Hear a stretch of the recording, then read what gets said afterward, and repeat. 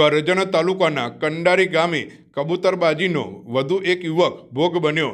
કરજણ તાલુકાના કંડારી ગામના દર્શન પટેલના પત્નીને કેનેડાની વર્ક પરમિટ વિઝા આપવાના બહાને 2,77,00,000 પડાવી લેવાની ફરિયાદ કરજણ પોલીસ મથકે નોંધાઈ છે। ફરિયાદીએ વડોદરાના માજલપુર વિસ્તાર સુબોધનગરમાં રહેતા 3 ઇસમો સામે ફરિયાદ નોંધાવી છે, જેમાં ખોટી એર ટિકિટ અને વર્ક પરમિટ બતાવી છેતરપિંડી કર્યાની ફરિયાદ થતાં ચકચાર મચી જવા પામી છે।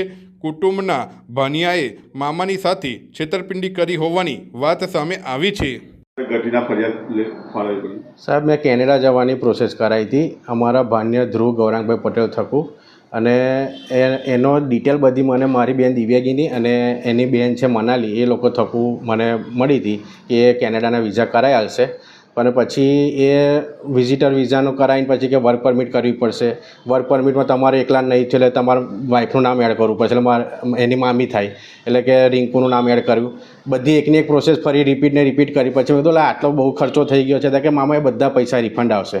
પછી કે હવે તમારું ને તમારા મામીનું બેવનું વર્ક પરમિટના લોચા પડે છે એટલે આપણે બિઝનેસ વિઝા કરી દઈએ એટલે હું તમને કહું ને એમ તમે પૈસા નાખજો એટલે આગળ આપણે ઇન્વેસ્ટમેન્ટ બતાવવું પડશે।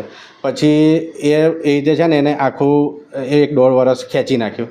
પછી ફેબ્રુઆરીની અંદર એના બેનનો લગ્નમાં અહીં આગળ આવ્યો હતો।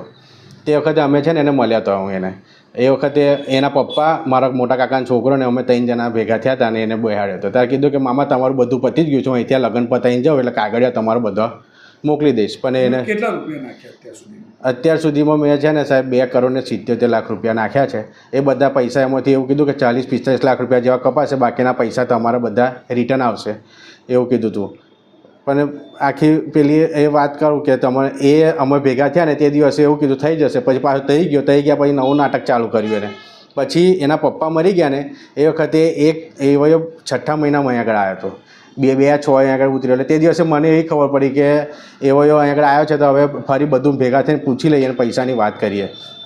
એટલે એ દિવસે છે ને અમે અહીં દરબાર ચોકડી બ્રિજ પાસે હું ને મારા કાકાના છોકરાને બધા અમે ભેગા થયા। તે કઈ રીતે ખબર પડી કે બોગસ સાહેબ મેં છે ને એને જે એર ટિકિટ મોકલીને ઇતિહાદ એરવેઝની પહેલાં એક એર ઇન્ડિયાની ટિકિટ મોકલી હતી, એ તો મેં તપાસ નથી કરી, પણ જ્યારે ઇતિહાદ એરની ટિકિટ મોકલીને એને મને ત્યારે મેં એરલાઇન્સમાં કોલ કર્યો તો એરલાઇન્સે એવું કીધું કે આવી કોઈ ટિકિટ ઇસ્યુ નહીં થયેલી તમારા નામની। એટલે ત્યાર પછી મને ખબર પડી કે આ બધું બોગસ થવા મળે છે। ને સાહેબ આની અંદર જે કોપી મોકલીને મેં બીજા 2-3 જણની કોપી છે ને આમાં એપ્લિકેશન નંબર જ નહીં લખેલો, આમાં એપ્લિકેશન નંબર આ કોપીની અંદર લખેલો આવે ને લખેલો જ નહીં આની અંદર એપ્લિકેશન નંબર।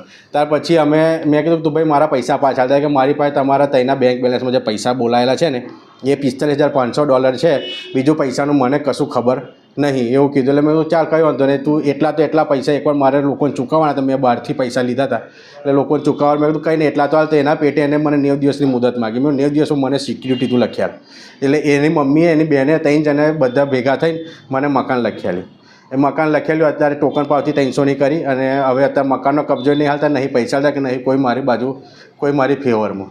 અને સાહેબ હું તો લૂંટાઈ ગયો સાહેબ, પૂરું થઈ ગયું છે। બહારનું અત્યારે કંઈ છે ખબર નહીં। શું નામ તમારું? મારું નામ દર્શન વિનોદભાઈ પટેલ।